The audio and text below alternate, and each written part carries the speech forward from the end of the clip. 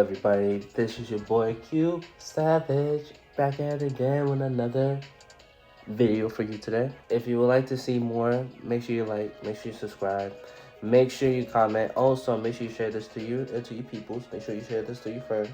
Yes, share this. But also, stay tuned. I'm gonna change the name, but I got a body to claim your head. I can't even talk to these niggas cause they so right dead. That boy started flopping so bad, thought he would trip me red. I can't even save his ass like how he put his cross right down. You know the Lord is just mad with you, you stupid clown. Hello everybody. So we're gonna start off this video as a new segment. That this piece is called "You Can Shape the World How You See It." Basically, I was supposed to do Turbo Akaru, but I kind of finished it. As you can see, it looks nice. But I was supposed to record this, but since I made like 2 or 3 different pieces, we're just gonna start with this one. So, alright. In this video, I got something to do. Give me 1 second.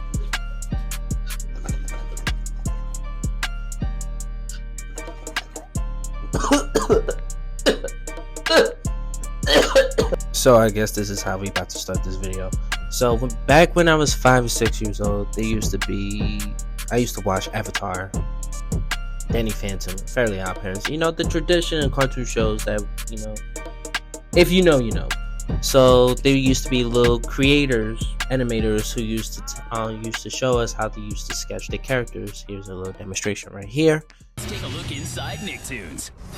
Hi, my name is Mike DiMartino, and I'm co-creator of Avatar, and I'm going to show you how to draw Aang. To draw Aang's head, I start with a circle. I'm going to add the cheek and a rough outline of the ear.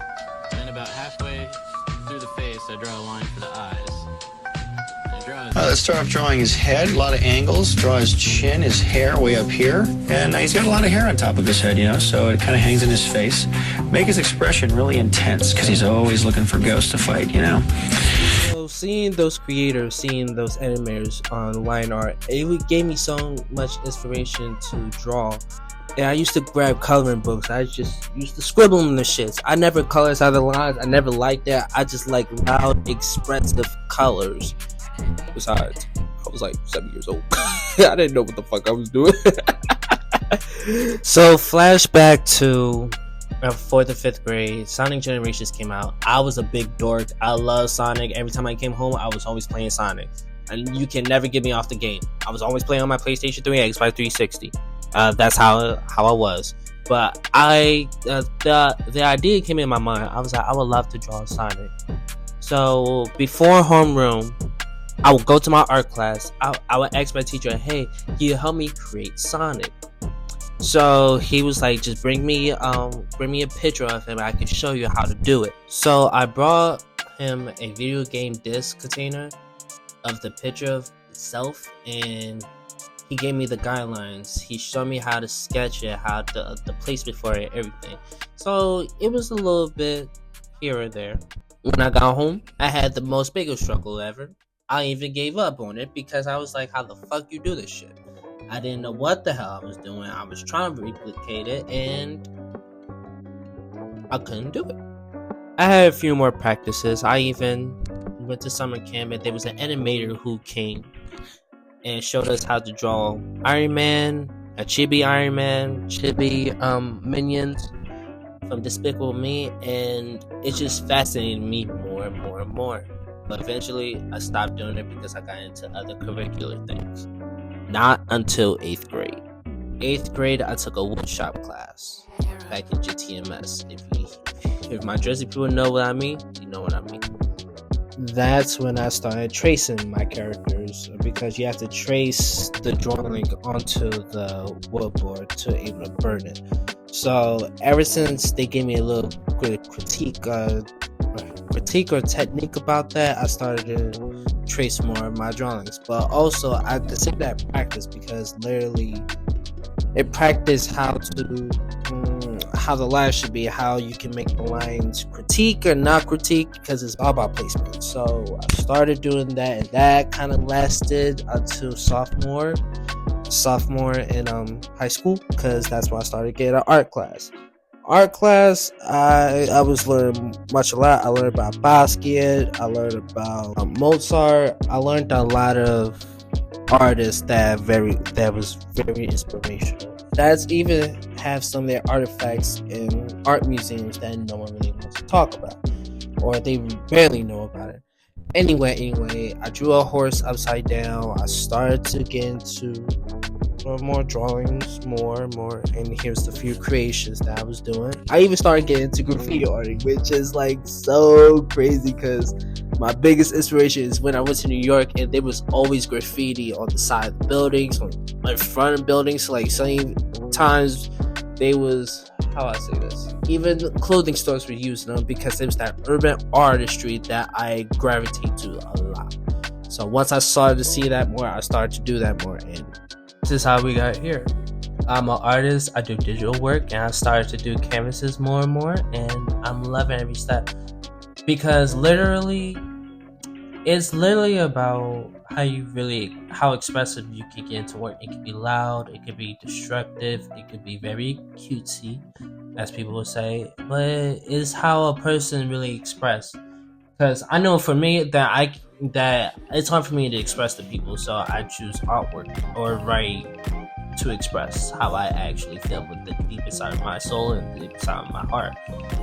And when I do that, it's just like I want people to, it's like a message out there I really want to put out, and it's like inspiration that I want people to gravitate to.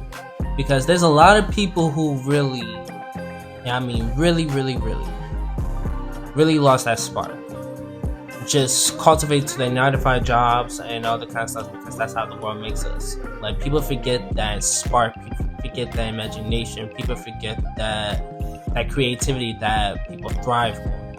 And I want to rejuvenate that because we need more of that. We need more of that. Boom, what's that person going to do next? Boom, this is what this person's creating. Boom, this can be the next top thing in 2025, 2026, whatever year is it. It's how that person really cultivates to their creativity. I've been listening to what Doshi's been saying. I've been listening to what Tyler the Creator's saying about how people just make music. Music is not the face of artistry that's really getting out there. And to be honest, I believe he's right. Because people just put out there and just like, oh, this is gonna make me some money. No, what is the true meaning behind what you're trying to put out there? And I think people need to like restudy that, because music you need to study, art you need to study, digital printing, that's studied. Everything is studied, but people not willing to put in that work. People are not really putting in that work. And I want you to put in that work, because it's like, you might know if you start today, or probably the next 2 months, and it can really cultivate to other creators. That's how I like to say other people, other masses, creators, because everyone's a creative at the end of the day. Everyone's creating something. You create the next idea that might blow up. You might create the next hairstyle, the next technique, the next dance move. Everything that you do is creative, no matter what. And so that's my little inspirational talk. I know I kind of went a little bit deep with it, but like, that's how much this creative thing is like, it's meant for me, and I want to gravitate to other creators to do it also. But it seems like the time is running out, so I want to say thank you for watching this video. Thank you for like even listening to like my biggest inspiration. It's a lot to me that I can like share this part of who I am to y'all. So like, subscribe, but also send this to another creative who's actually trying to push out the same thing, because we all in this together. We all trying to grow together. We all trying to like be in this creativeness, be in this, joyfulness. So like, Like, subscribe, send it, all that kind of good stuff. This is Q, and this ain't Q7. This is Infinite. Peace and love. Bye.